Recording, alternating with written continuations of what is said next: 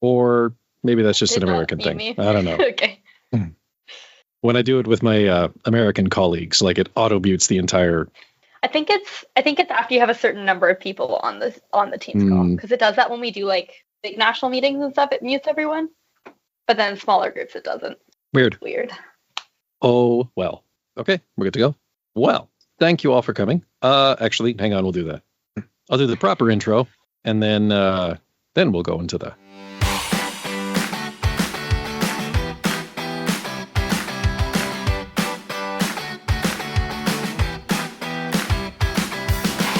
Welcome back to Scouting Stuff. Trying something new this year. Instead of grinding myself for week after week after week and then just like kicking myself when I can't have like a 2-week release cadence, I'm trying to focus more this year on doing like one big episode a month and then a bunch of like the smaller news episodes to fill in the other weeks. I think that's going to wind up being a little bit more manageable as a release cadence. So that's what this episode is, kicking off 2025 with a big interview type episode. And I am, of course, still Scouter Ken. Still have not had a chance to get in front of the mics with Scouter Colin, but I'm joined today by 3 young people from Scouts Canada, and I'll let you each take a moment to introduce yourselves. But we are joined by Cadence, Foster, and Molly. So, Cadence, why don't you kick things off? Tell us a little bit about yourself. Hey everyone, my name is Cadence James. I am a rover with the 23rd Nepean Scout Group in Ottawa, in Barrhaven, Ottawa, and I am also the National Youth Commissioner for Scouts Canada. I've been in scouting since I was about 5 years old, so going on 13 years now, which is pretty long. Nice. Molly, throwing it over to you. Yeah, I'm Molly. I'm also a rover with the 23rd Nepean Scout Group in Barrhaven, Ottawa. I've also been in scouting since I was 5, but I didn't get to the 23rd until I was 6. Just like jumping around groups, finding which one worked for me. So me and Cadence have been in 23rd for around the same time, but I don't think we actually ended up like properly meeting until we were in scouts because we were always in like different beaver and cub groups. That was a crazy time. Foster? Yeah, I'm Foster Millett from 23rd Nepean. I'm still in the Ventures Company, and I am a second year currently. Brilliant. Well, nice to meet some other members of the Joined at 5 and Never Really Left Club.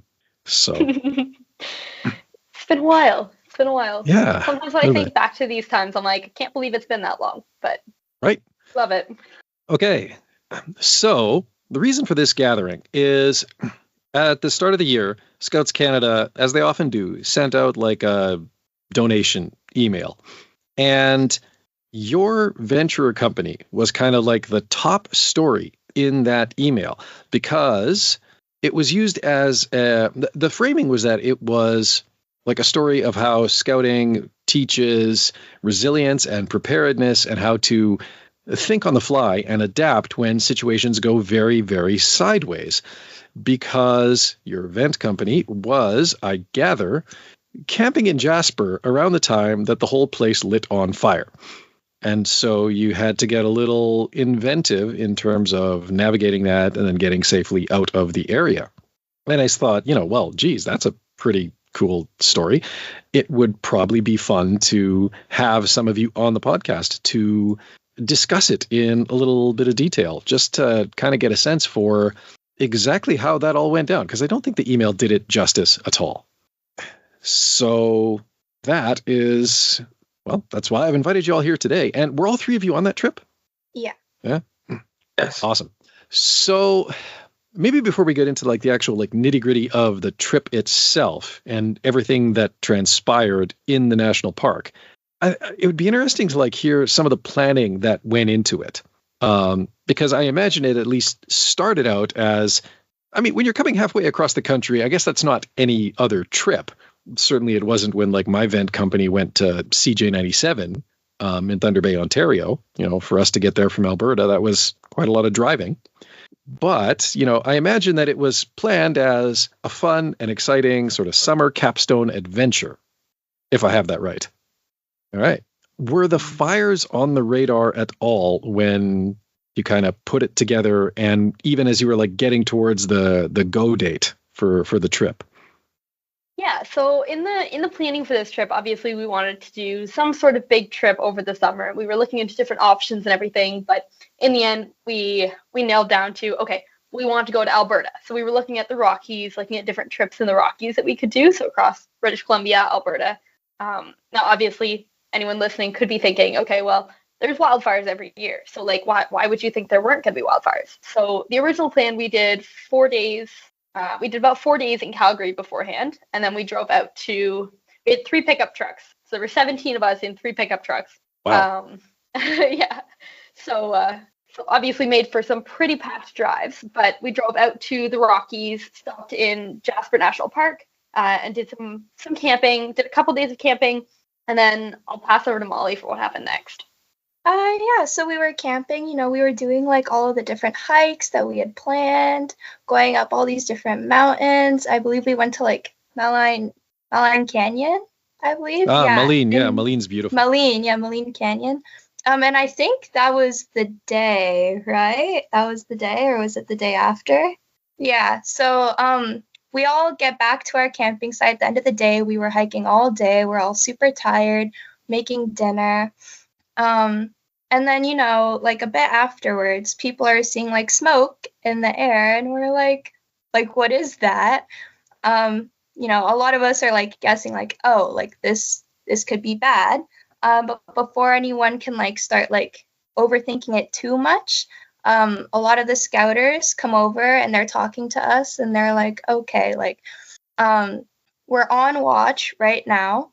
We're not being told to evacuate yet, so until we're told to evacuate, we're going to continue on as normal. We don't want you guys to panic. Nothing super like bad is coming our way, and we just want to like make sure that we're like continuing on as normal. And then I think like maybe a half hour later, like people were coming by and like trucks and like different vehicles, like park rangers are telling people to evacuate. And we had already briefed how this would go over if we would have to evacuate. It's, getting all of your stuff packed up as quick as possible. In the time between when the scouters had first talked to us and like when the rangers came by, we were already told to like kind of start like packing our stuff up, like just in case. So it's a good thing that, we had that preparation ahead of time, because it made it easier for us to head out, get all of our stuff packed, all of our tents packed, dish kits, get all of that into the truck, get in the trucks, and then head out. I forget what the time was, how long it took us, but I don't think it was very long, like maybe 10 minutes to get our entire campsite packed down. I think by the time like about 10 by the time we minutes, left, it was about 9:00. Yeah, and there's like, we're in the trucks. We're like driving. We see a bunch of other people like in the road with us. And then we get to this one turn lane, and we're there like maybe 20 minutes. But if you see, I forget the road specifically and the exact turn, like what it was called. But if you saw accounts from other people who also happened to be in that turn lane later than us, they were there for like hours trying to get out and like turn that one way. We got partway down the road up to like the Jasper National Park, like one of the like roadside cabins that the rangers were standing at. And they're like, which way are you going? And we were like, well, we're headed north. And they were like, well, that's good, because that's the only way you can go. Okay. So because every other way out of it was blocked up by fires at that point. As we were sitting in that intersection, ash had already begun to start to set on the road. There was already ash, I believe, flying around. Yeah, and like when we had the windows open, because we were talking to like people directing traffic, like as soon as you open the windows, like you can smell it, and it does not smell good. It was not good. No, it does not smell like campfire. So, I think another interesting point from this one was the fire that actually set that night was due to lightning. Obviously, there was a big storm. The wind from that storm actually was throwing big sea cans into the river. So like the wind was powerful enough to pick up sea cans full of stuff and throw it into river. So that's the wind that this fire was carrying. So it was obviously a pretty big fire that hit that night. And we were super lucky to have such a resilient group of youth who were able to then like work together and move past that. I think the overall, like Molly and Foster highlighted it, but the overall time from us being briefed and having that conversation with everyone to pulling the trucks out of the campsite was about 15 minutes. turnaround. That is really, really good. Super If quick. I can just add something. I remember our the power at the camp had gone out at one point, and the wind was so strong it was picking up. It was starting to blow away some of our tents. We weren't able to peg them down because of how rocky the ground was. So we were rushing to peg our tents down as I caught one before the wind completely took it away. That is, yeah. I've caught a couple flying tents before as well, and it's, I mean, they're light, so it's not, but it looks impressive.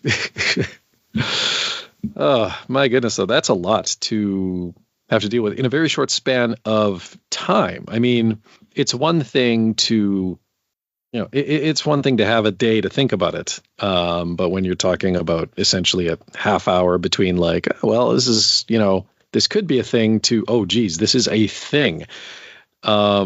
And then being able to turn it around quick. I'm assuming, of course, that, the tents didn't just go into stuff sacks. It was literally just like, we'll just throw these in the truck boxes and weigh it down and get moving. But still, like to actually break camp in 15 minutes and not leave anything behind, at least that you've mentioned, that is actually pretty impressive because, well, I mean, I've been in scouts and I've been camping with scouts as an adult. And yeah, that's, I wouldn't bank on that short of a time frame. So yeah, no, even in rovers, like it can take like an hour or more to get camp completely packed up. Mm-hmm. We still had all of our dirty dishes when we packed up. We had all of our dirty dishes that we just threw in the back of the truck. Yeah, well, I mean, who cares about washing them when, fire? But so, and this was something that I don't know if maybe just the Teams link, I know my network connection is a little bit spotty today.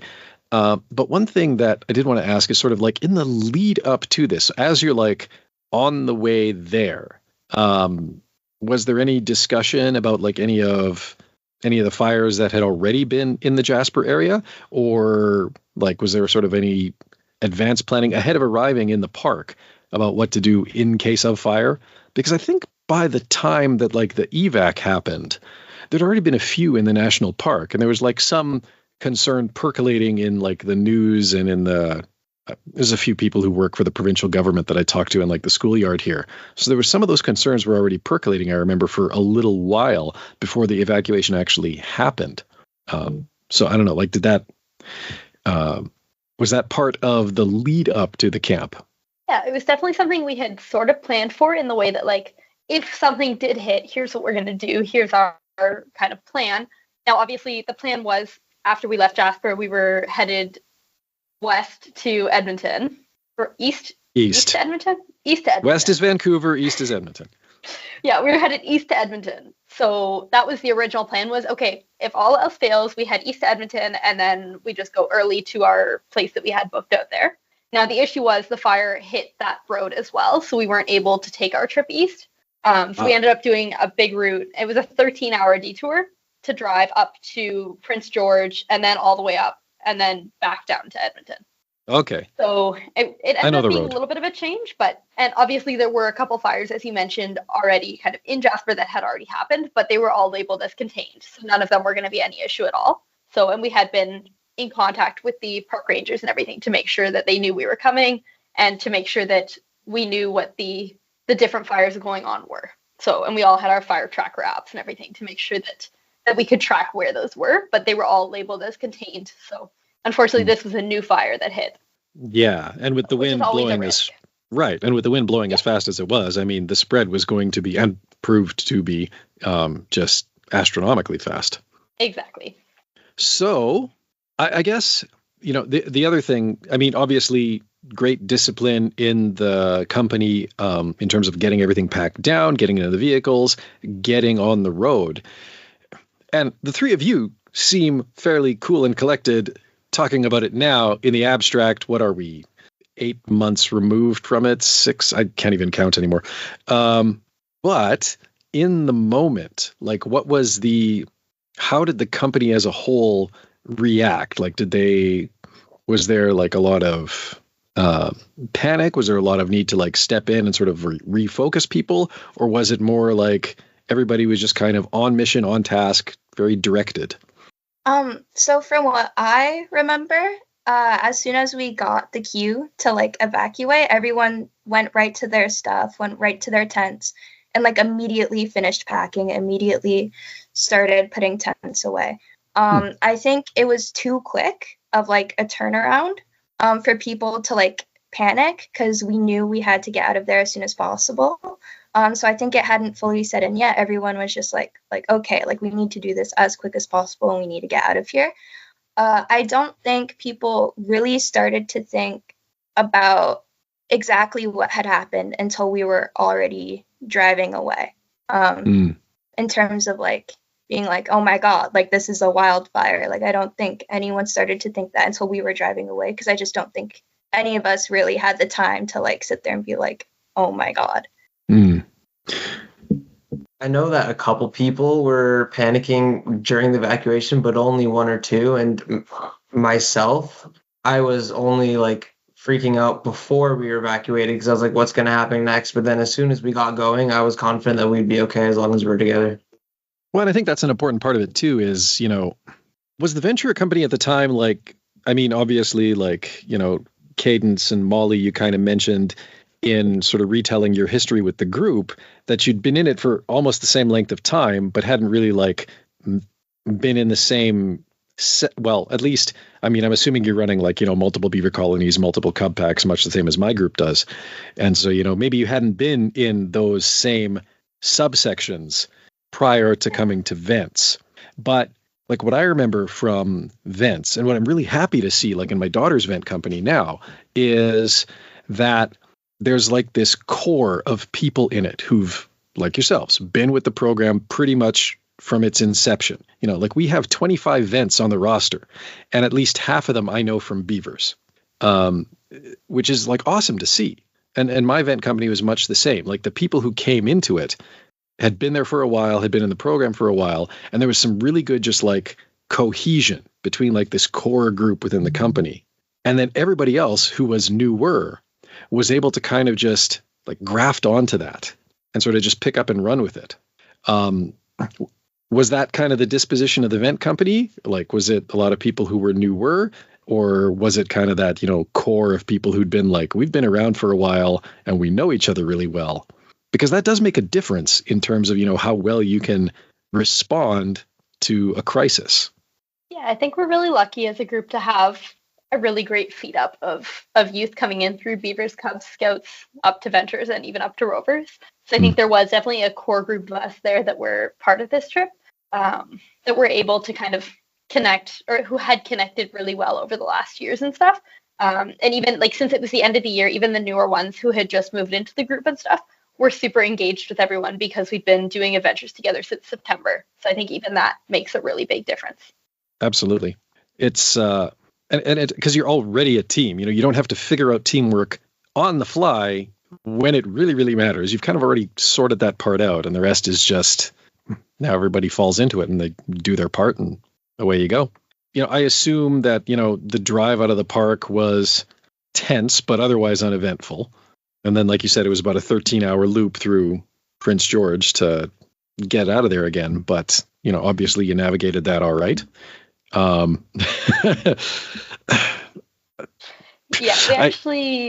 we ended up spending the night in Mount Robson, which was actually the tallest peak in the Rockies. It's a beautiful really, really peak. Cool. So it was something we wouldn't necessarily have been able to experience had we not had to evacuate. So I think this was a really cool opportunity to get to see some other things as well, where it's like, okay, well, we would have gone and seen a couple more mountains in the and peaks in the like Jasper National Park area, but instead we ended up taking that drive up, which was a little bit tense because no one really knew where we were going to stop. It was just, we're driving until we find a campsite that has space for us. So because we were 17 people, and a lot of people can't outfit 17 people and stuff, or can't fit 17 people. So we ended up finding this campsite at Mount Robson Provincial Park. This was in British Columbia at this point. Yeah. So we found this campsite who was able to put us all into a group camping area, which was really awesome. We camped with a family from the UK and a family from Germany, I think it was. And we ended up making them breakfast the next morning. So they had traveled in to come and see the Rockies and ended up also getting evacuated. So of course, we're all camping on this group campsite together, the two families and us. We woke up the next morning and they were set up with us. So we ended up making them breakfast, and I think that shows a lot about the resilience and the ability to move forward after something so big, after something that could have really like torn us all down. We were all able to kind of move past that and be like, oh my goodness, we just camped in front of the tallest peak in the Rockies. We wouldn't have been able to do that otherwise. So Yeah. we ended up spending a couple more days, met up with some people up in Prince George who were able to help us find a Girl Guide campsite up in Nice. near the Prince George area, Dawson Creek area, which was really awesome as well. So I think it's all about those scouting connections that we have that we're able to kind of build with as well. Nice. A burning question in my mind. When you were at Robson, could you actually see the peak? Well, that's a lucky thing, because for as many times as I've camped there and as many times I've driven by there, I've probably seen the peak half a dozen times at most. It is almost always shrouded in clouds. Yeah, for a lot of people, it was like a waiting game. Like once the clouds kind of drifted away, it was like, everyone, look, the peak. And then the clouds would cover it again like 3 minutes later. It's kind of got a reputation. I mean, when you're that tall of a mountain, you kind of make your own weather. So that's actually my rover crew did a bike trip up part of the mountain. There's two lakes there's a trail system that goes up the mountain, and there's two lakes. There's Kinney Lake, which is the lower lake, and Berg, which is the higher lake. So we biked up to Kinney and then back down again. Just camped in the provincial park there. And that's awesome too, about being able to like kind of bounce back, make some connections. It's hilarious you mentioned German tourists. A little further on, I don't know if you went past, there's a little town called Valemount. It's past Mount Robson, and then you kind of go south on Highway 5. And for whatever reason, it gets a lot of German tourists. So it's kind of funny. Yeah, it's kind of, I mean, I kind of know why. There were a handful of hoteliers there that kind of all built at the same time, and a lot of them were like they had moved to Canada from Germany over the years. And so when they wanted to start like marketing, they really all focused on, we'll market the mountains to German tourists. And so it's kind of became a bit of a hub for German tourism. So it's funny that, you met a family from Germany who just happened to be passing through as well. And it's almost like a mini jamboree type experience, right? Because it's kind of the same, you go to an international event, of course, you're going to meet people, you're going to even invite them in, right? Maybe they come over to your campsite and have lunch or something.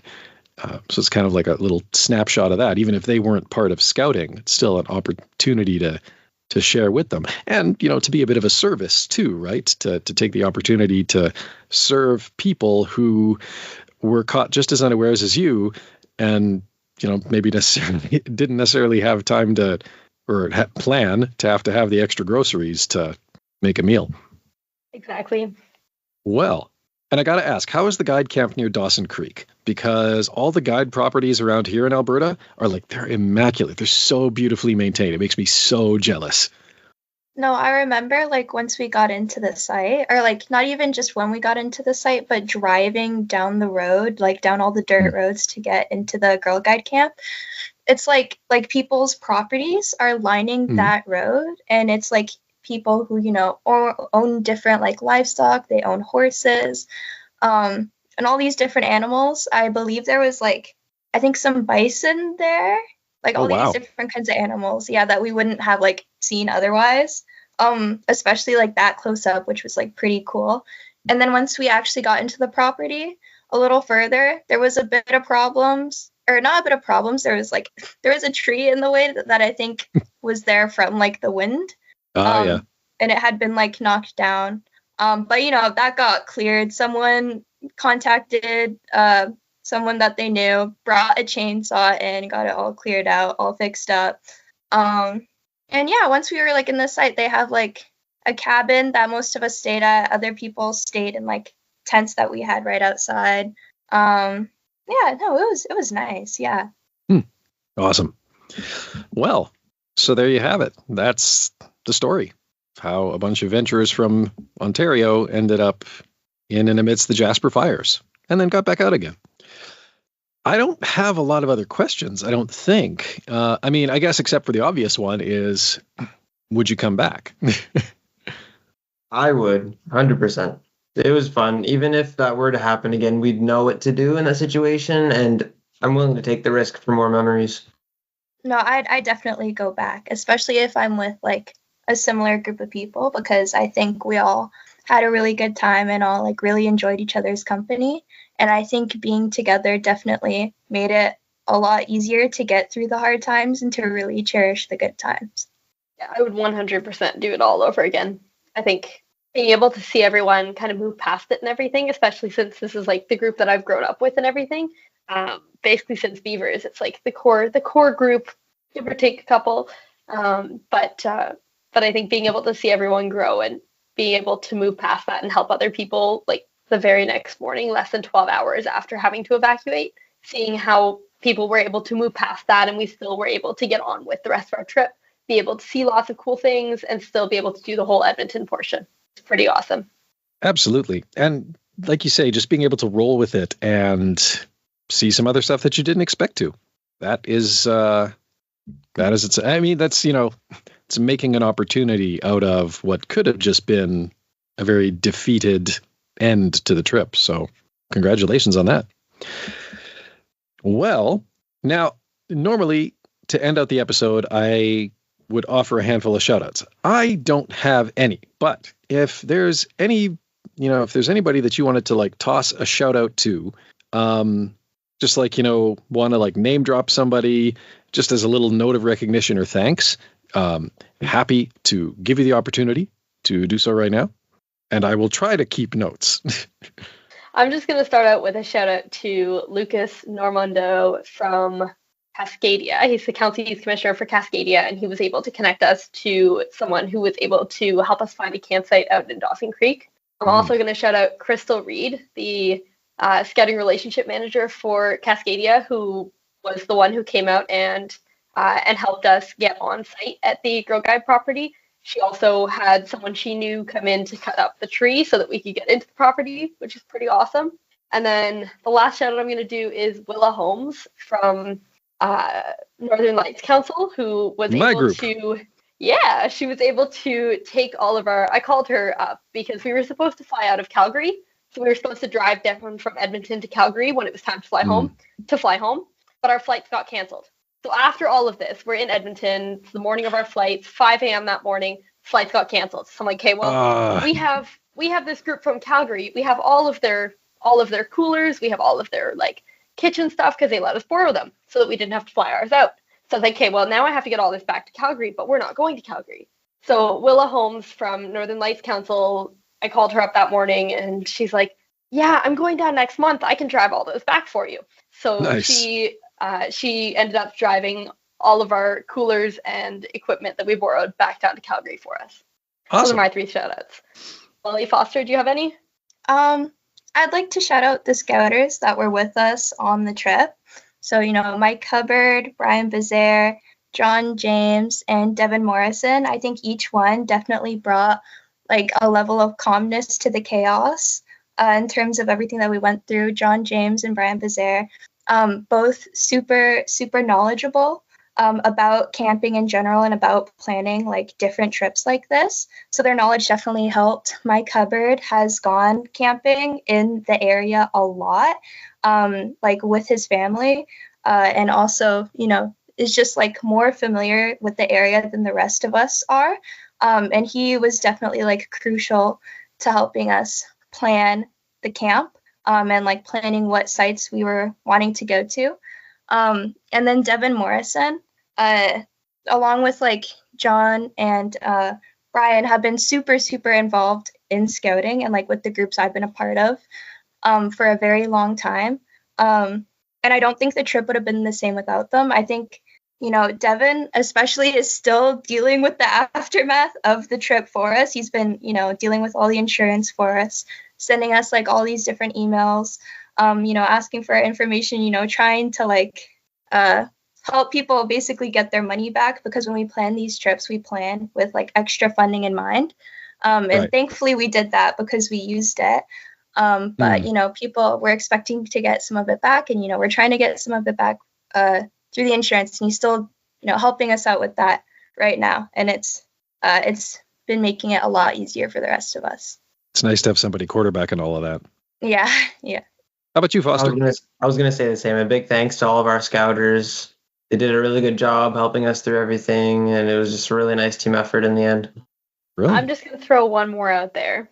Just a massive thank you to all of the ventures who were on the trip with us. So not just the 3 of us, but also the other 17 total people, scouters and youth included, who were on this trip and who were able to make it such a memorable experience despite all of the challenges that we went through. Absolutely. Cool. Well, thank you all for your time, for taking some time out of your busy schedules. Heard some pre-recording banter there about exams and whatnot, so I don't miss those days. But yes, thank you so much for taking the time and for relating the story and filling in some of the details. And thank you out there for listening. And until next time, be prepared.